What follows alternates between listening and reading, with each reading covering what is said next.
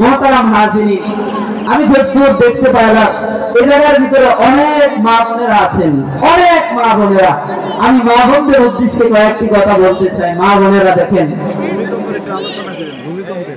মা বোনেরা বলেন, মা বোনেরা শোনেন, আপনারা এত দামি মানুষ, আপনাদের চেয়ে এত দামি পুরুষরাও না।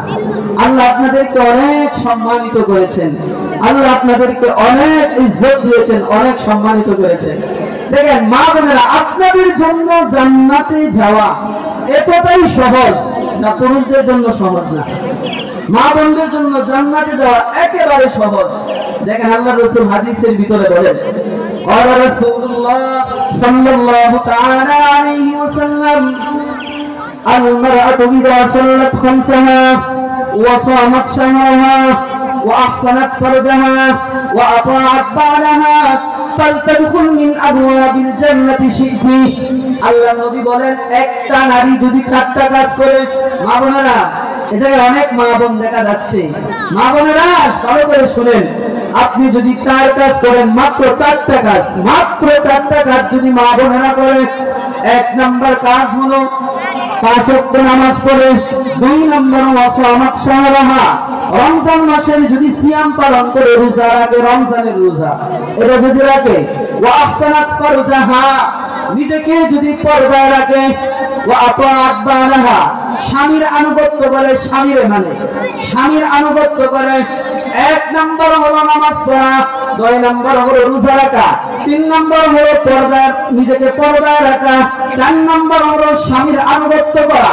এই 4টা কাজ যদি আমার দুনিয়ার মা বোনেরা করে, আল্লাহর রাসূল বলেন, ফালতাদখুল আবওয়াবিল জান্নাতি শিতি, ওই মা ওই বোনকে কিয়ামতের ময়দানে আল্লাহ বলবেন, এই বলেন তো জান্নাত কয়টা? এই জান্নাত কয়টা? এই জান্নাত কয়টা? জান্নাত কয়টা? এই জান্নাত কয়টা? জান্নাত কয়টা? 8টা। জান্নাত কয়টা? 8টা। আল্লাহ তাআলা ওই মা বোনদেরকে বলবেন, যারা এই 4 কাজ করবে, আল্লাহ ডাক দিয়ে বলবে যে জান্নাতের 8টা দরজা আমি আল্লাহ তোমার জন্য উন্মুক্ত করে দিলাম, তোমার যেই দরজা দিয়ে মন চায় সেই দরজা দিয়ে তুমি জান্নাতের ভিতরে প্রবেশ করো। মা বোনেরা বুঝছেননি? 1 নাম্বার নামাজ পড়লে, 2 নাম্বার রমজানের রোজা রাখলে, 3 নাম্বার হলো নিজেকে পর্দায় রাখলে।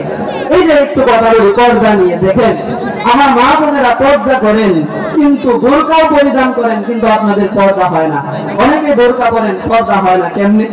আল্লাহ কোরআনের ভিতরে বলেন, আল্লাহ তাআলা কোরআনের মাঝে মা বোনদের উদ্দেশ্য করে বলেন, وَقَرْنَ فِي بُيُوتِكُنَّ وَلَا تَبَرَّجْنَ تَبَرُّجَ الْجَاهِلِيَّةِ الْأُولَى وَأَقِمْنَ الصَّلَاةَ وَآتِينَ الزَّكَاةَ وَأَطِعْنَ اللَّهَ وَرَسُولَهُ। আল্লাহ মা বোনদেরকে বলেন, হে দুনিয়ার বান্দীরা, তোমরা তোমাদের ঘরে অবস্থান করো। মা বোনদেরকে বলেন ঘরে অবস্থান করার জন্য। বলেন ওয়ালা তাবাররুজনা তাবাররুজাল জাহিলিয়াতিল উলা, জাহিলি যুগের নারীদের মতো তোমরা বাহিরে বের হও না, জাহিলি যুগের নারীদের মতো তোমরা বাহিরে বের হও না।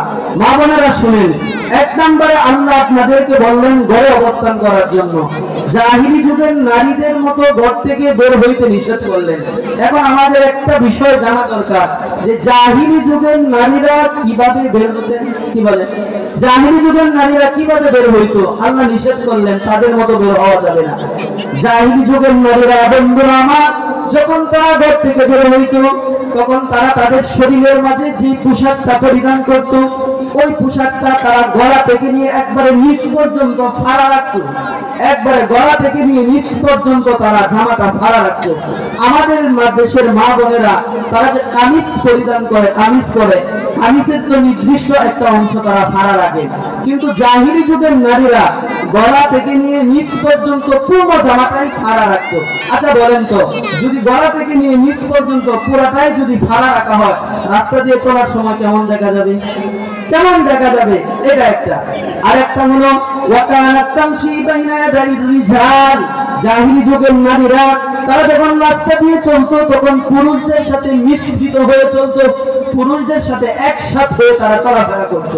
এজন্য আল্লাহ বলেন, হে আমার বান্দীরা, তোমরা তোমাদের ঘরে অবস্থান করবা, জাহিলি যুগের নারীদের মতো তোমরা ঘর থেকে বের হইবে না। তবে যদি তোমাদের একান্ত প্রয়োজন ঘর থেকে বের হওয়ার আগে আল্লাহ বলেন, তাহলে তোমাদের পোশাকটা 1 নম্বরে শালীন হতে হবে। পোশাকটা তোমাদের শালীন হতে হবে, ভদ্র পোশাক হতে হবে, ভদ্র পোশাক তোমাদের হতে হবে। 2 নম্বর, তোমাদের চলাফেরা পুরুষদের থেকে আলাদা হতে হবে, পুরুষদের সাথে না, পুরুষদের থেকে আলাদা হতে হবে। কিন্তু দেখেন আমার দেশের মা বোনদের পোশাক কেমন।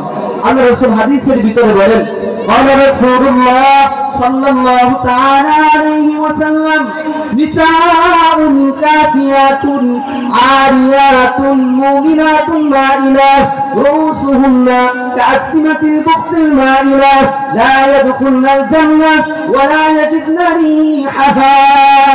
আল্লাহ নবী বলেন, আমার উম্মতের একজন নারী আছে এমন যারা পোশাক পরিধান করা সত্ত্বেও তারা অলঙ্গ থাকে। ওইটা কেমন কথা? পোশাক পরে এরপরে বলে অলঙ্গ। এতটুকু ব্যাখ্যায় মুহাদ্দিসিন বলেন এটা 2টা ব্যাখ্যা।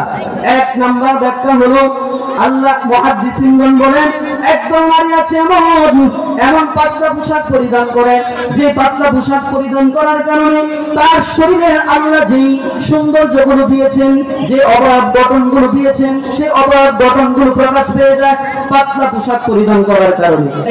2 নম্বর ব্যাখ্যা দিয়েছেন, এমন টাইট ফিট পোশাক পরিধান করে, যে টাইট ফিট পোশাক পরিধান করার কারণে তার শরীরের কোন অঙ্গটা কতটুকু এটা প্রকাশ পেয়ে যায়, এটার ব্যাখ্যা দিয়েছেন।